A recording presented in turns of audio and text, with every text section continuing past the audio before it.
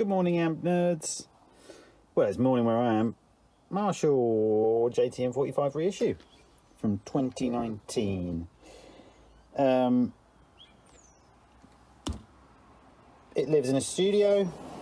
Customer said it was blowing its output, its HT fuse, so it's come in for basically a revalve and a service. But he said, whilst you're at it, I was watching your JTM50 black flag video. Can you make this do that? Yes, I said. Let's do that. Okay, so we're over the top of the JTM45. So Marshall's ST1 board, which goes in JTM45, the 1987X, the 1959 Super Lead, the JCM800 reissue, blah, blah, blah, blah, blah. This does everything. And this is just a variation of the board they've been using for years. But you all know that because you probably know all this stuff already. So what I have in my JTM45 is we go from, if you know anything about the earlier circuits, they have a shared cathode on V1, A and B. So all the cathodes you can see, should I zoom in on here? So this is the input on the normal, the base here channel. This is the input side of the treble channel. So you've got two different sides here. Marshall beautifully color code everything, which is quite nice. And we're going to keep that color coding. So there's the plate for one half, there's the plate for the other half. Two inputs, heaters, shared. These are the tied cathodes, okay? Because they share the same arrangement of the resistor and the cap, the bypass cap. They're just tied together here. What we're going to do, we're going to take that out and we're going to have a split cathode, but a switch is going to go in the back here. I'm going to drill a hole, have a little switch. It's a reissue, so we don't mind drilling holes. And we're going to do exactly what we did on my JTM45. We're going to go from the stock shared cathode, and we're going to have a switch that then splits it like the later versions of the 50 watts. Okay, that's what's going to happen on this valve. Over here, on V2, now remember, one half of V2 is the cathode follower, which lowers the impedance to run through the tone stack. So we've still got a gain stage we can play with, and it's usually this side. Okay, this side of the valve, this cathode here, coming off here, is what then feeds the tone stack. Okay, so this one, the signal's actually coming out of this cathode. See this plate here, the high voltage comes in through here, through this drop-in resistor, and onto the other plate. So whereas this one has like a shared cathode setup, this has a shared plate, if you like. So on the last side of the tube, it goes out into the tone stack, and that's the signal goes through the cathode rather than the plate. But we can get to play with this cathode here, which is the side which gives you a bit more amplification before it heads off. And if we follow it here on the circuit board, we can see there's usually C7 would be populated for this cathode, but it's not, because it's normally, I believe, on the JTM800. But what we're going to do, we're going to put a bypass cap here, which will be switchable as well. That's all this, the only mods I did. It's literally taking it from the earlier style 50 watt circuit, if you like, just the modifications they made to the JTM45 to get a bit more gain and a bit more aggression through the years. We could go in and add in more and more stuff, but that's just all I did to the JTM50. I think that's probably all this needs, because the JTM45 can be a little bit soft, and I don't think it'd hurt to be able to give it a little bit more aggression here and there. And again, I think if you're going for those AC/DC tones, which were JTM45, JTM50, they weren't just bog stand, they were just a hair more aggressive, and that's what the customer wanted. But anyway, so I've talked you through it. I should just go ahead and do it now. Okay, I undid the board in just the hope that Marshall may have given us enough to manoeuvre and get underneath this board, but as didn't hold out much hope, and no, they didn't. So I think I'm just going to go the top mounted route on this. It'll be easier and time will be better for the customer. So let's get on and drill a couple of holes.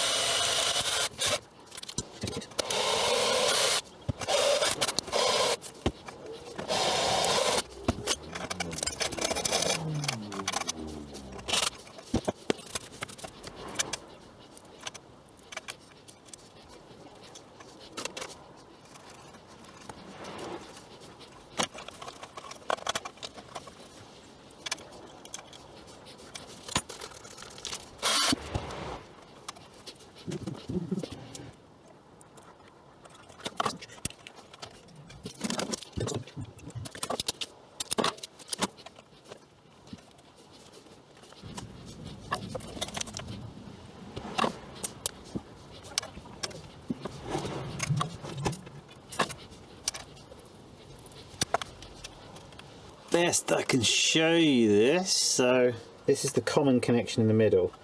So when this switches up now, it connects, this cathode comes through here, back through here, connects to the other cathode and goes through resistor bypass network. So then when we switch down, this common connection no longer connects this. This still obviously remains connected to this arrangement, but now this one wants to go through here. So now we're going to put our resistor and capacitor network on here and then get it to switch to ground. That way we split the cathodes. Job done. As easy as that, really. It's a nice easy mod to do to any sort of early style Marshall, or if you have one that already has a split cathode, you could put the switch in to make it a shared cathode to almost backdate it if you want to go more to a super base JTM40, because this is the super base arrangement that's having the shared cathode essentially. But yeah, easy mod to do to any, do it to reissues, please don't do it to originals.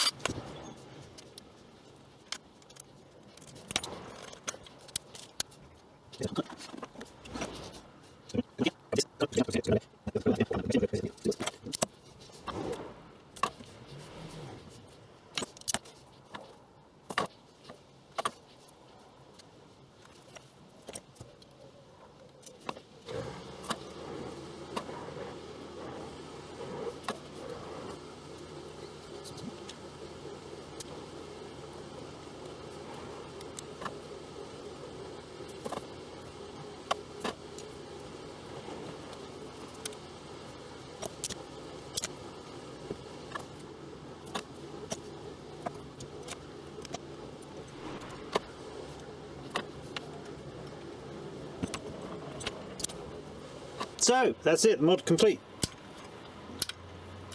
When the switches are down, they're stock, bring them up, it just brings it up to date. Not all 1987 circuits had the 0.68 bypass cap on the second gain stage cathode, but it just adds a little hair more gain, just a bit more to do. yeah, so that's it. Mod done, really. Right, now, on with service. Okay, right, I've got my favourite Sovtech 5881s, 6L6 WGCs, blah, blah, blah. Reissues designed to run on 5881s. Quite frankly, these are the strongest and best ones there are. JTM45 should be KT66. Is there a major difference? No, there is not. Let's put these in. I've got the bias probes in already. I've already brought this up without the without any tubes in because I wanted to check my work and make sure I've not done anything stupid and there was any shorts anywhere. To bring her on up to voltage. Rectifier looks like it's lit up. UK 240 volts. Pulling 0.3 amps, which is lovely. It's probably going to climb up a little bit as she starts to conduct. Let's have a look. What voltages are we showing? 400 on, oh, tube 1's pulling 36. Tube 2 is pulling 36.6 already. That's probably about where we want to be. So let's just check our plates. 1, 2, 3. 400 on the plate. Let's just check what's going on. Grids. 100 that side. 400 on that side. Damn, this is looking sweet. We want to see, so max 70% and max safe, as you can see on here, it's 45.5. And we're currently, what are we saying, 36 at the moment. Bear in mind, I've only just switched this amp on, and as I say to you, this needs to stay on for about half an hour or so before we dial it into exactly where it's going to live. Because if you see there, she's pretty stable, but what we'll do, we'll dial it up a little bit and double check again. Let's get it dialed in for where she lives. We'll do double change. Add, say 404 volts on the plates. So after recalculation, 45 milliamps is at absolute. Well, that's our 70% at idle. Okay. I'm going to leave it here for a bit. Let her sit. Keep an eye on biases. Ooh. 37, 38. So there's a little bit of a variance now between the two, which you sometimes see. They'll sit where they want to be, and then they change over a bit of time. So they're kind of where we want to see them. We'll leave them there for now. Okay, JTM45 in stock form. Settings will be up on the screen. I will not change the settings at all through this playtest. This is just to show you what those two switches are doing.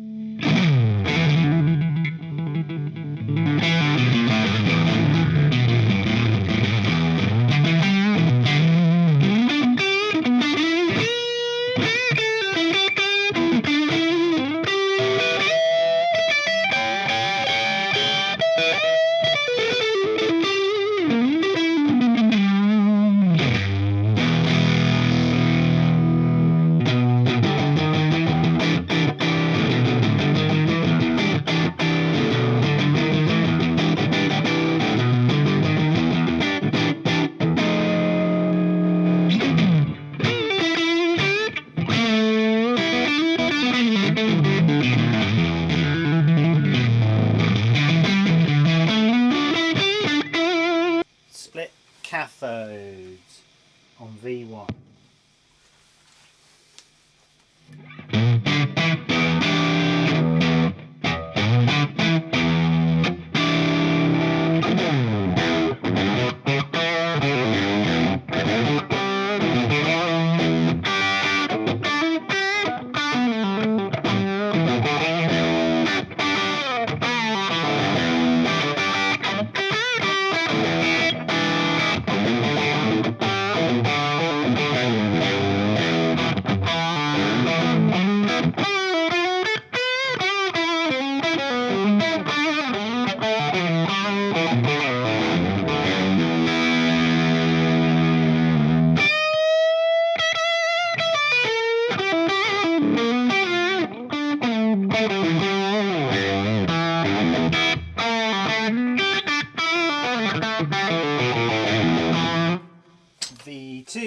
cathode bypass.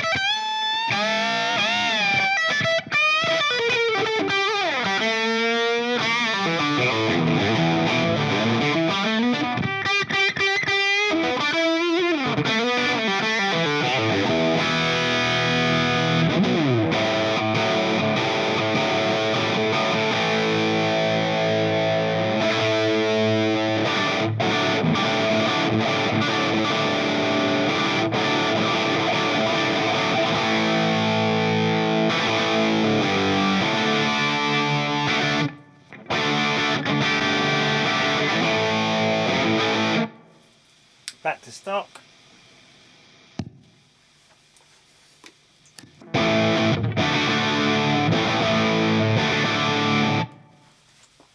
Both switches back in.